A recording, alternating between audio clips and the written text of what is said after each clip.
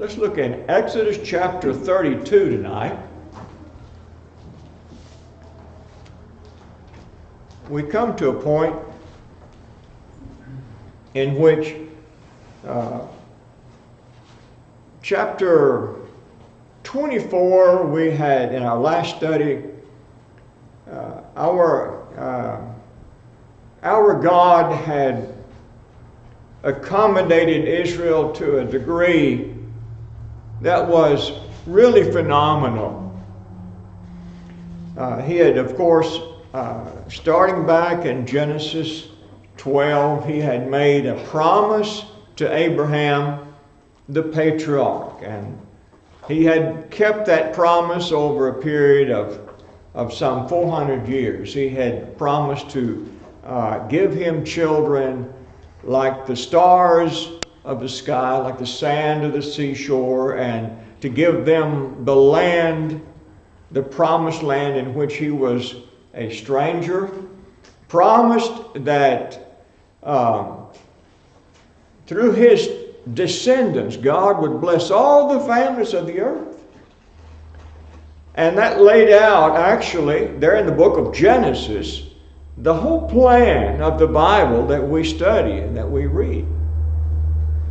Now, in Exodus, where we are now, we see the development of that plan some 400 years later, where his descendants have now, they're found to be a nation, although they are not a nation yet. They're just probably 3 million people, but they're a slave people in Egypt, barely distinguishable from the Egyptian people. And in that state, crying out to God, wondering what they're doing. They're wondering about all of these promises, and more steeped in the idolatry that was a part of that world. Now, God called Moses to go in there and to deliver them. God, in a very special way, revealed himself to Moses, and that's how we begin in Exodus. And so Moses goes in there, and God begins displaying his glory, and this has been our study. We've watched him as he performs signs before Pharaoh, and what a wonderful patience God had with Pharaoh. And he went through 10 plagues, each one more severe than the other, and simply demanding that Pharaoh accommodate this slave people that God said, these are my people, and let them do what I say that they should do. And each time when he rebels, God punishes the people of Egypt. Until finally, with the 10th plague, he says, okay, you can go. And urges them out. He kicks them out. And then changes his mind. And then with a great display of power and glory, they come to the Red Sea. And God parts the waters and saves the people as the army of Pharaoh goes in after them. Then he destroys the army of Pharaoh, and what a glorious act of God that was. And then they're found on the other side in their march toward Mount Sinai, which is where we are now, at the foot of Mount Sinai, here in chapter 32. And at the foot of Mount Sinai, God has demonstrated his power and great glory. He has fed them. He's given them water. He's taken care of them. He's demonstrated in every possible way. He's saved them from slavery. He has given them an identity. He's given them new customs. He's given them new identity. He's given them new laws. And now in chapter 24, he's given them a covenant. He's shown them his presence above the mountain, the holy mountain. Now God in a column of fire and a column of smoke, and with the sound of thunder, with the trumpet sound, and all of this glory. God is showing, I am here and I am powerful. All you have to do is fear me, respect me, obey me, and we're going to get along just fine. I'm going to take care of you. And so he invites the 70 elders in chapter 24, and they sit down and have a covenant meal together. What a marvelous thing that is. And he shows himself. And in a special way. And they eat together. And he's on in some kind of on a sapphire blue pavement. And then he says, okay, now leave Aaron in charge, and Moses, you come up on the mountain. Now, from chapter 25 to 31, you have details about God's plan for their worship. And he gives them a very special worship. A tabernacle, which will house special furniture for their worship. Details about that worship. But now in chapter 32, 40 days have passed, and we come down to this place in verse 1. The history that we leave off with in chapter 24 resumes. When the people saw that Moses delayed to come down from the mountain, the people gathered themselves together to Aaron and said to him, Up, make us gods who shall go before us. As for this Moses, the man who brought us up out of the land of Egypt, we do not know what has become of him. Okay. Now, I want us to try to let's try to sympathize with them a little bit, okay? Because I don't think that it's that hard to understand their situation. You can just be saying in your mind, you can be screaming at this point and saying, how crazy can you be? How could you throw it all away? But now wait a minute. Now, this mountain is on fire. Moses has gone up in this mountain. What's happened to him? Has he gotten too close to fire and gotten burned up? Now we don't have a leader. He's been gone 40 days. Maybe Moses, maybe God, they don't know that much about this God. Maybe God got provoked by Moses and burned him up. There's no Moses. I don't know what all is going through their mind. Here's Aaron left behind. What do they know about pleasing this God? Well, of course, God has revealed himself clearly. We have the voice of God. We know what he said. Oh, they know what he said. But they also have what's familiar to them. It says, Up, make us gods who shall go before us. Let's not jump to conclusions here. They're not necessarily reverting back to polytheism, because the word gods here, remember, in the Hebrew language, the word for God is Elohim, which is plural. It's plural. Okay, so it's the majestus, It's the God. The word for God in the Hebrew is the majestic plural. So it could just as well be, Up, make us God. Okay? Who shall go before us? And it appears that that's exactly what they had in mind, because as a matter of fact, Aaron himself says, it's repeated, this is a sacrifice for Jehovah. He calls it Jehovah. It was Jehovah worship. This is the same thing that Jeroboam did. You remember whenever they had the big split with after Solomon died and Rehoboam became king, and there was a big split in Israel between Rehoboam and Jeroboam took the 10 tribes, and he got scared that the people would go back to Rehoboam, and he set up calf worship in Dan and Beersheba, and he said, "These be the gods that brought you out of Egypt." Same thing. But that was not Baal. It was not it was not the Apis bull. It was Jehovah God. But that's how they would say it. It was exactly the same words as here. In verse 4, he received the gold from their hand and fashioned it with a graving tool and made a golden calf. And they said, "These are your gods, O Israel, who brought you up out of the land of Egypt."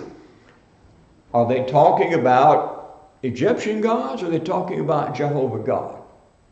Well, it could very well be they're talking about Jehovah God. Okay? Let's give them credit for that.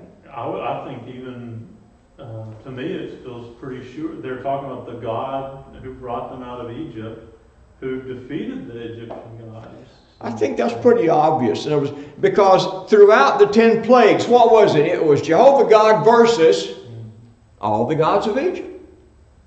It was the superiority of Jehovah to all the gods of Egypt. I mean, that was the whole story as I understand it. And I know that Israel could see that. Every god of Egypt had been humiliated by Jehovah God. I can't imagine them. Of course, they did use a calf, didn't they? When they used a symbol. But in any case, what we're reading here, what I want us to try to see here was they worship Jehovah the way everybody in the world worship their gods.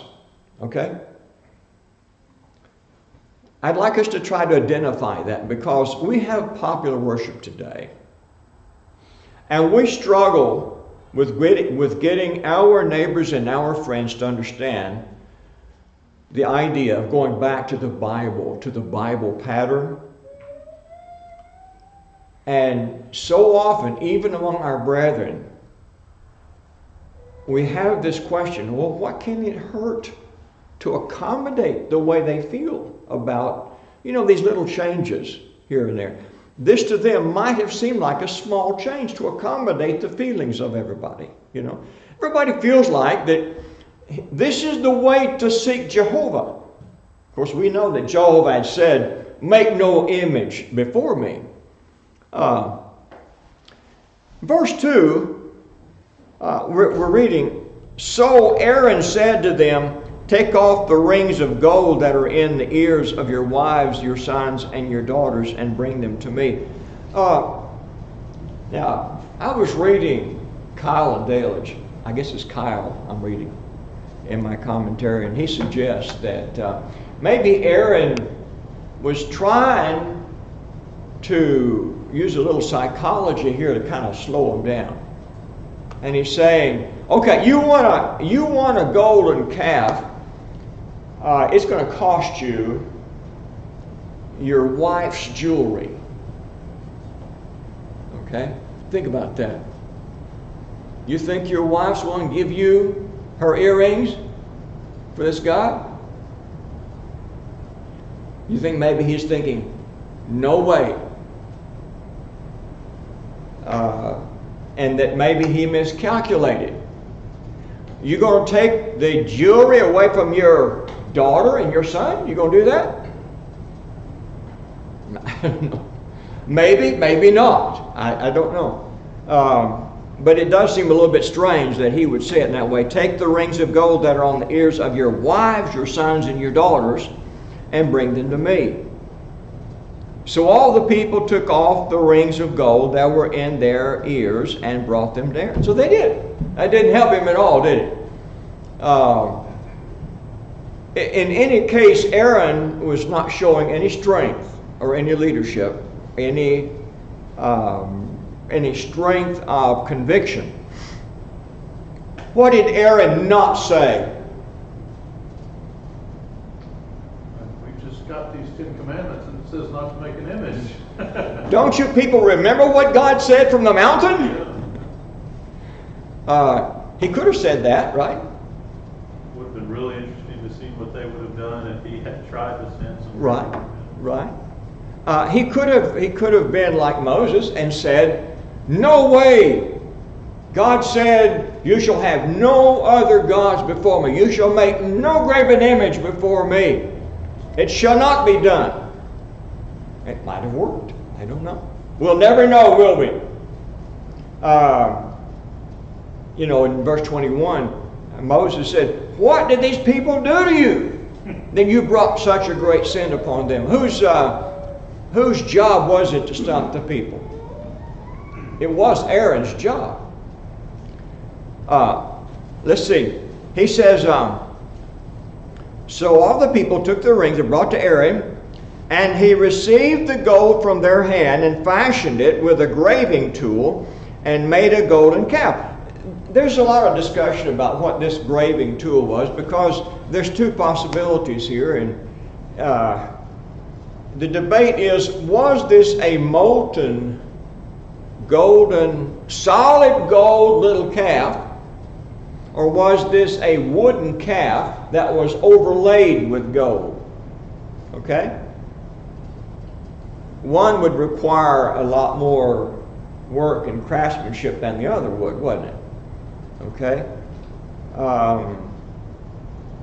You've got to take a lot of gold, and then you have to have a mold, and then you've got to melt all that gold and put it into a mold, and then pour it into the mold, and then take it out. And the graving tool would be, in some of your translations, a chisel or some kind of a smoothing tool to take the rough edges off of the image. In other words, if you do it in the dirt, for example, if you make an image in the dirt and you pour it in the dirt, and then take it out that way, like they do with iron, here in Birmingham, when they make the pig iron, like that.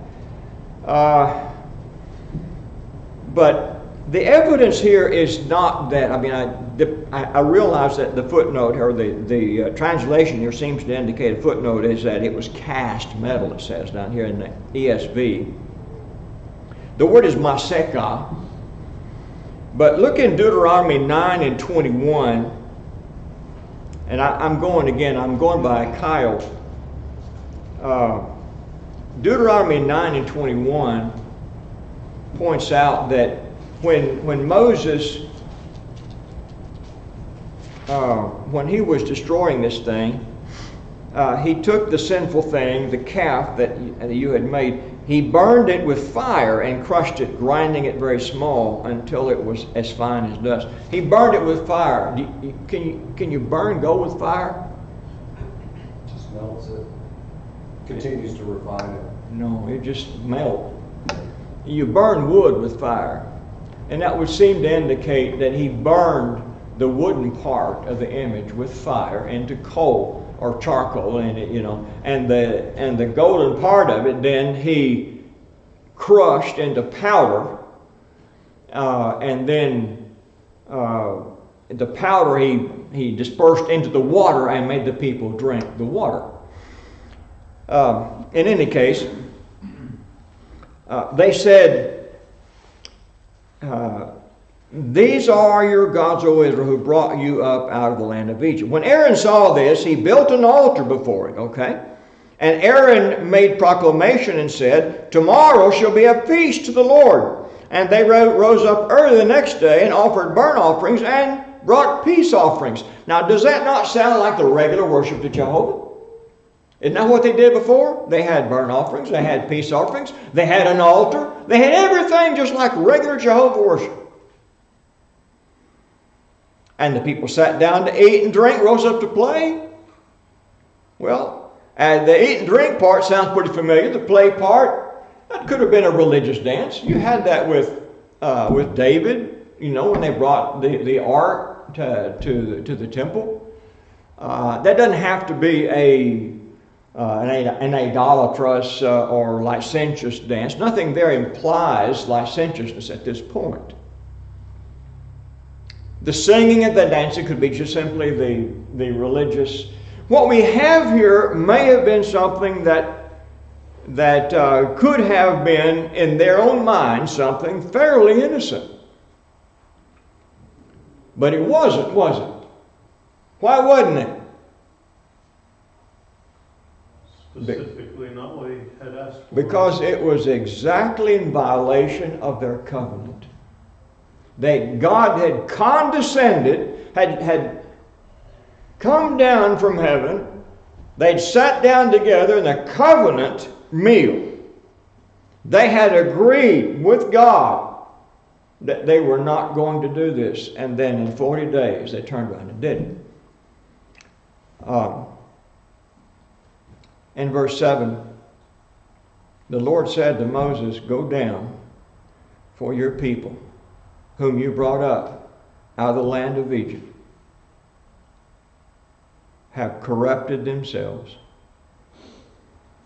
They turned aside quickly out of the way that I commanded them. They have made for themselves a golden calf, and have worshipped it, and sacrificed to it, and said, 'These are your gods, O Israel, who brought you up out of the land of Egypt.' And the Lord said to Moses, 'I have seen this people, and behold, it is a stiff-necked people. And now therefore let me alone, that my wrath may burn hot against them, and I may consume them, in order that I may make a great nation of you.'" Now, this is a difficult thing for me.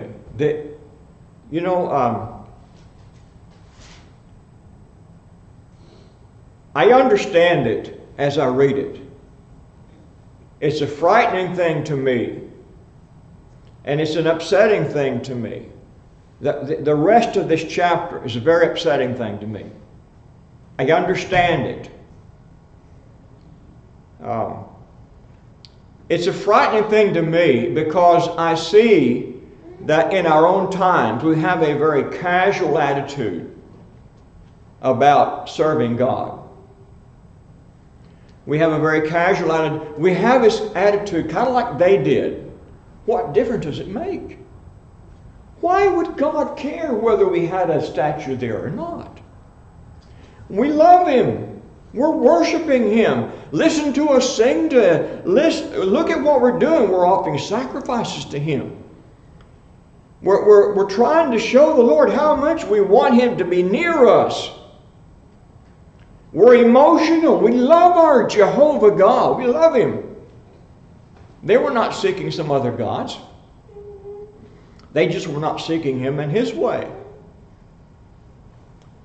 And that's exactly what we have today in all kinds of forms. But He says, you've corrupted yourself. Now here's what I'm seeing today. Little changes that we make today, disregarding God's pattern of worship today and service today. There's always other departures. You depart from God's pattern of worship and for the church, and little departures in morality, and little departures in the home and the family. Little departures always lead to more departures. There's always more. And little moral lapses always lead to more moral lapses. It always works that way. And we've watched that in our generation. And so even here, maybe this rising up to play, maybe it was not immoral, but it could have been. And it certainly was in the rising up to play later, whenever they rose up to play with the Midianites, whenever they were worshiping the idols of the Midianites. Anyway, the Lord is saying here very clearly, they have corrupted themselves. When we depart from God's pattern, we corrupt ourselves. That's what they did. That's what he said. All they did was corrupt the worship. He said they had corrupted themselves. They corrupted their nation. And God took this very seriously. When you get down to the end of this chapter, you see how seriously he took it. Okay. Yes. This is just building on what you're saying. I believe. What you've said is great. Just it's so easy to look at someone else's sin as being so much worse than your own. And this, to me, is an extreme example where it's so easy to just point to them and say, "Oh my goodness, what fools! How could they have done this?" And to your point, we do this kind of thing quite often if we let our guard down. That we can see it. It's so easy. And when we're doing it, it doesn't seem like that big of a thing to us. It's just that one little change. Just they'd have to invite you later with the fire, or right. It's just that one little change. What difference is it going to make? That's the nature of corruption. This is the thing. What is corrupt? It's like the fly in the ointment. There's just one fly. What's the big deal? Why would you make a big deal about just one dead fly in your ointment? Do you want to use it? But that's the nature of corruption. But this is the way the Lord is teaching them and teaching us. He said, he's saying to Moses, I've seen this people, behold, it is a stiff-necked people. Now what would that mean to you? Stiff-necked. Stubborn. Okay. The idea of self-willed. Now, is it completely bad to be stubborn? We studied this sermon or so back, Terry, connecting it with the let him who have his ears to hear, let him hear. Did you hear the language connected a lot? It's like the people Stephen was talking to, they were described as stiff-necked, and he says they stopped up their ears. Yes.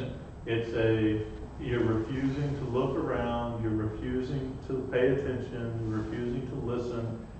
Lucy used the word arrogant, and there is a you harden your heart. Pride that comes along with it, absolutely.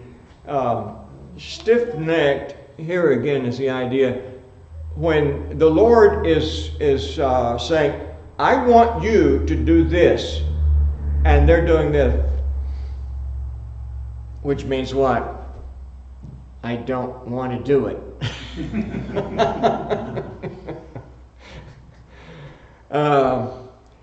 It's resistance to the orders of others. I've always heard that that's an evidence of original sin. That the reason that men sin is because they have this inherent reaction to law. Law just makes you want to disobey it. All you have to do is hear it, and you want to disobey it. It's just inherent in you. Well, not necessarily. You choose that. Are you born stiff-necked? Or can you repent of that? Okay, that's my question, I guess. Can you repent of being stiff-necked? Well, that's the point. You can. You don't have to be stiff-necked and uncircumcised in heart and mind. That's later. You have that language in Stephen and in Jesus. It's a perpetual problem that men have when they are rebellious against the will of God. Now, that's the language of God here, talking about them. And so he says to Moses, therefore, let me alone, that my wrath may burn hot against them, and I may consume them, in order that I may make a great nation of you. Now, that's just a couple of verses there. But think about what that implies in that moment. You think about if that were the end right there. You just erase the rest of the Old Testament, couldn't you? What else is there to write? I mean, you have to rewrite the whole Bible from there on out. What would it be like? I have any idea. Probably a lot of the same, though. Well, I think you're probably right. Sure is. Because you still have to deal with the problem of sin and the descendants of Moses. But in any case, it's kind of like starting over with Noah. Start over with Moses. But Moses, of course, appeals to God, and it's a very fine appeal. What is Moses' appeal based on? Yes, go ahead. Well, I was just thinking about this because, there is that similarity there to Moses. You have God's wrath. He's so upset with earth. His wrath is burning against earth. I'm just going to destroy all mankind. But then saves Noah. Noah found grace, and so there's this mercy towards this righteous person.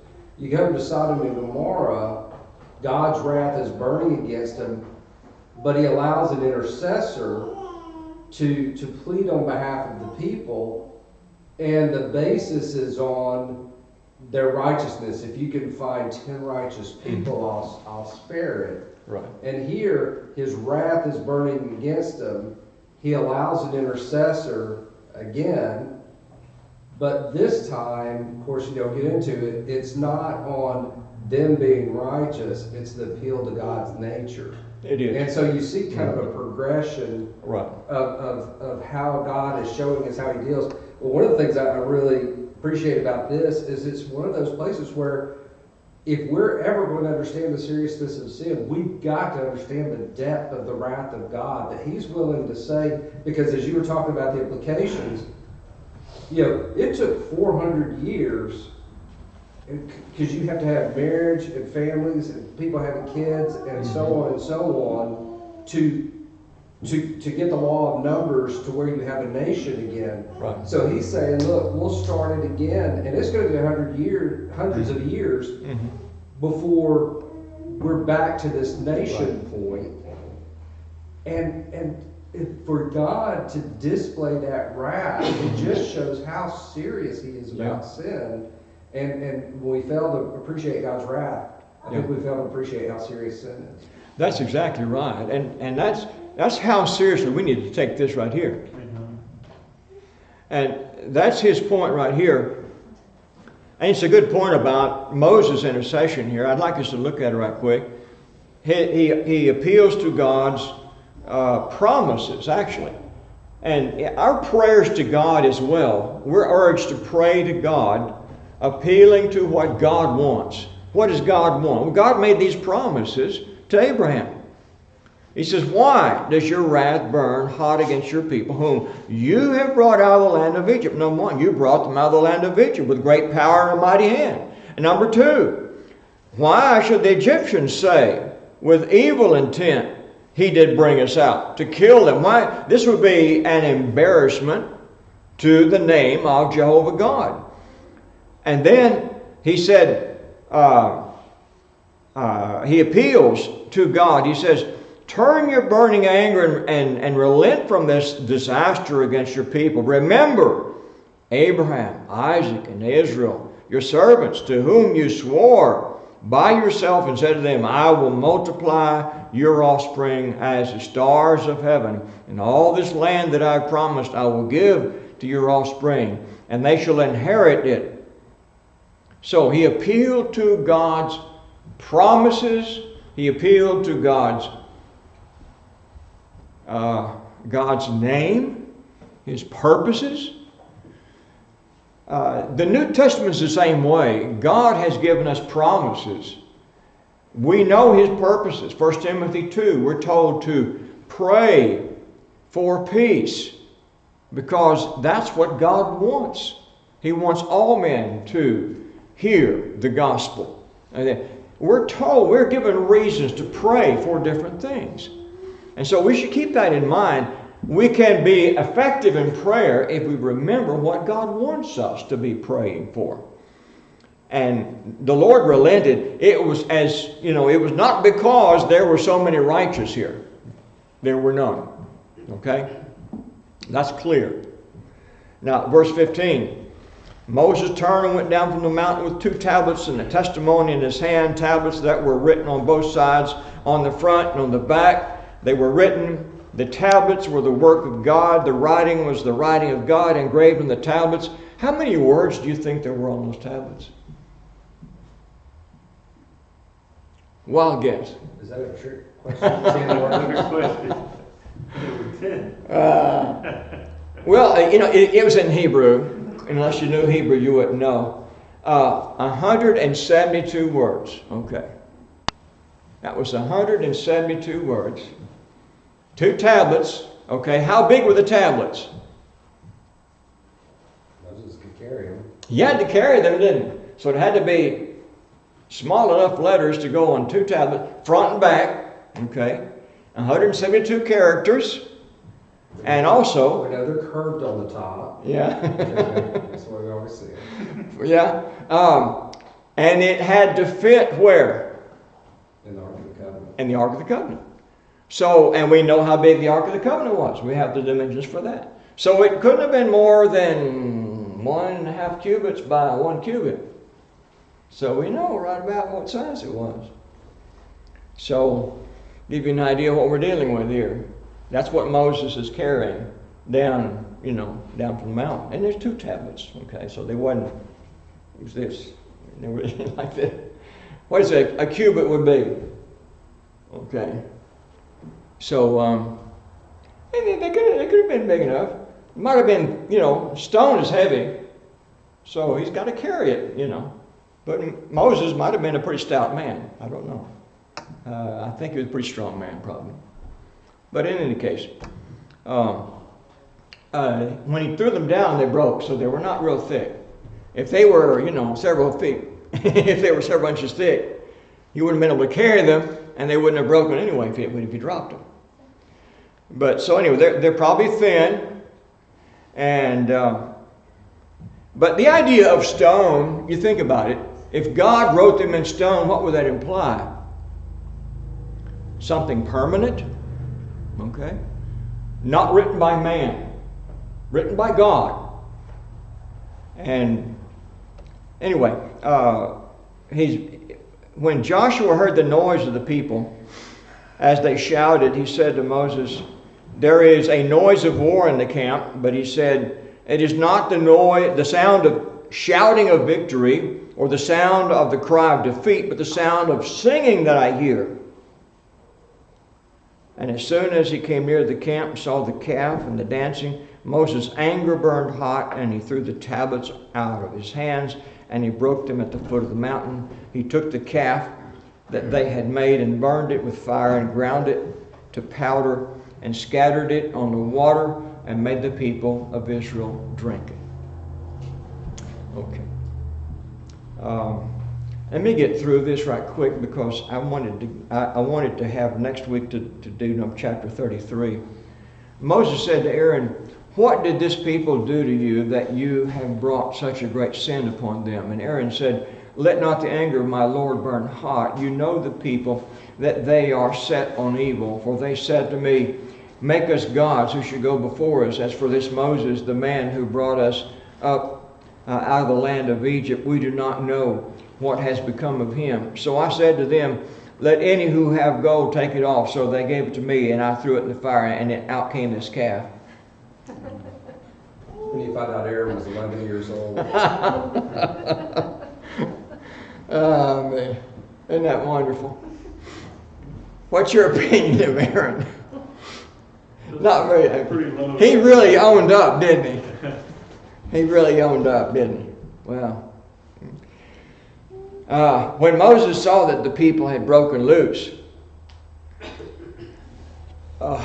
this is a hard paragraph. I know. It tears me up. This paragraph really tears me up. The people had broken loose. What does that mean to you? Broken loose from what? order, the design God had for them. Okay. They'd broken loose from the covenant. They had broken loose from those bounds of decency and order that God had set for them. We talk about people being unrestrained. Unrestrained, yeah. Just giving in to Unrestrained whatever. by the... God had given them an orderly life. And they had thrown off restraint. And so... It points out that happened because of Aaron. For Aaron had let them... Yeah, Aaron had let them do that, right. Because of what we just saw. Aaron had let them break loose to the derision of their enemies. Of course, that was the embarrassment. Then Moses stood in the gate of the camp and said, "Who is on the Lord's side? Come to me." And all the sons of Levi gathered around me. Who's on the Lord's side? This is as to say, who belongs to the Lord? Okay?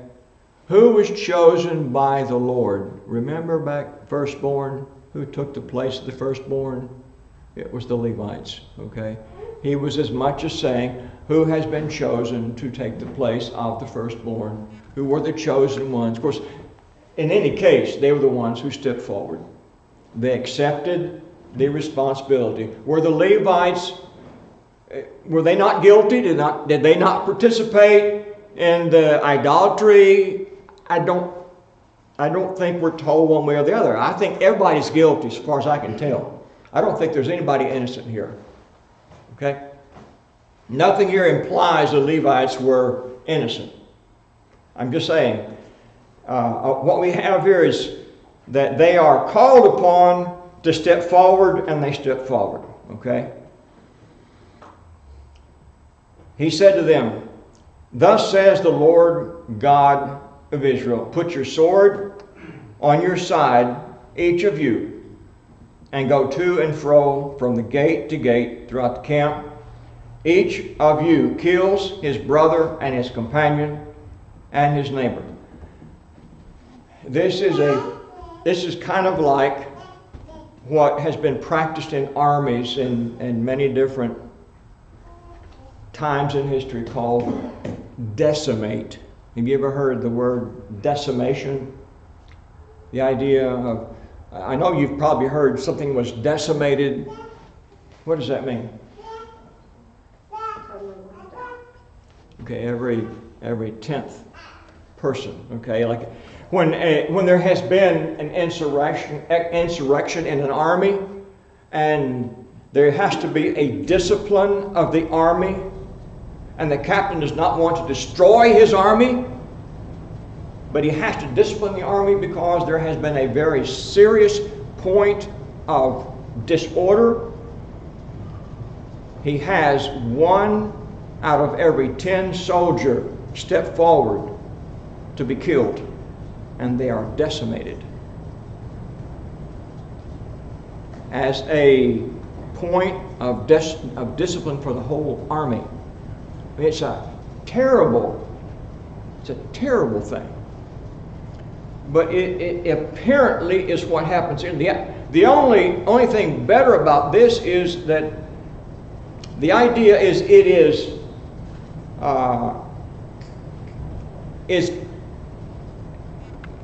left in the hands of God to choose the ones who are to die. Is to be by chance. It's not to be deliberate. The Levites are not told this one is good and that one's bad. This one is guilty and that one is innocent. They are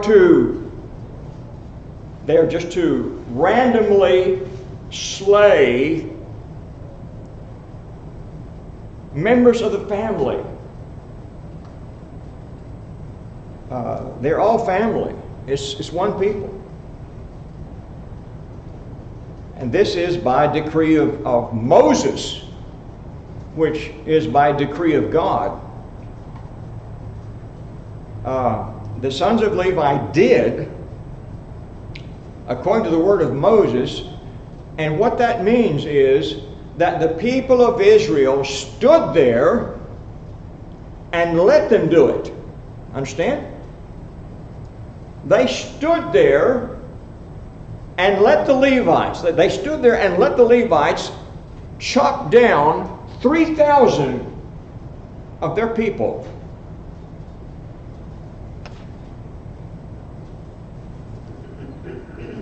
That's why it's hard for me to read this. Now, why? That's how serious this is. What was the alternative? They would all have died. That was their choice. It was one or the other. And that was merciful. It was either 3,000 or 3 million. What was it going to be? And at the end it says, the sons of Levi did, and 3,000 men of the people fell. Moses said, today you have been ordained for the service of the Lord, each one at the cost of his son and of his brother, so that he might bestow a blessing upon you this day. Now turn to Deuteronomy 33 and verse 9. Deuteronomy 33 and verse 9. Let me start at verse 8. Of Levi he said, give to Levi your Thummim and your Urim to your godly one, whom you tested at Massah, with whom you quarreled at the waters of Meribah, who said of his father and mother, I regard them not. He disowned his brothers and ignored his children, for they observed your word and kept your covenant. They shall teach Jacob your rules and Israel your law.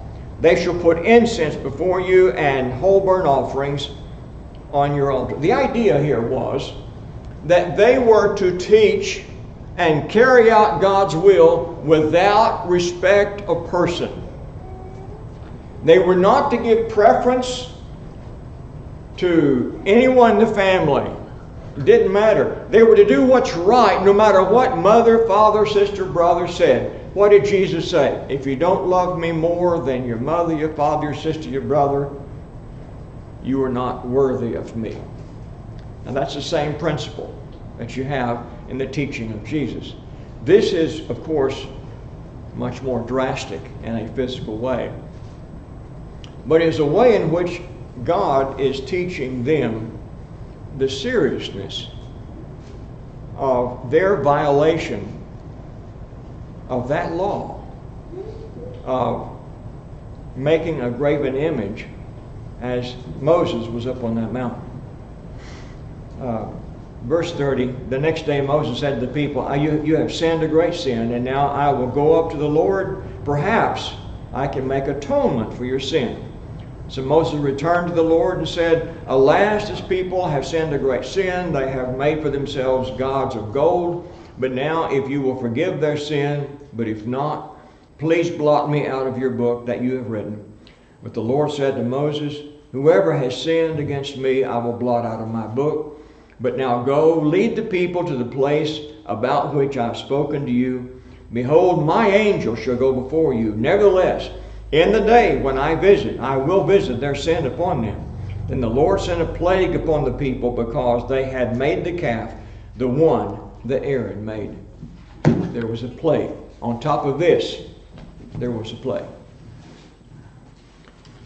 All of that to say that God in His nature does not tolerate sin. If you wonder why it was necessary for God to send His Son to die on the cross, this is a part of that answer. God cannot and will not tolerate being ignored or abused by men. We do that at our peril, as did Israel. God will save us, but He will not suffer our irreverence or our abuse. But by the grace of God, He does love us, and He has sent His Son to die for us. And thank God, we have this opportunity to love and be loved by Him.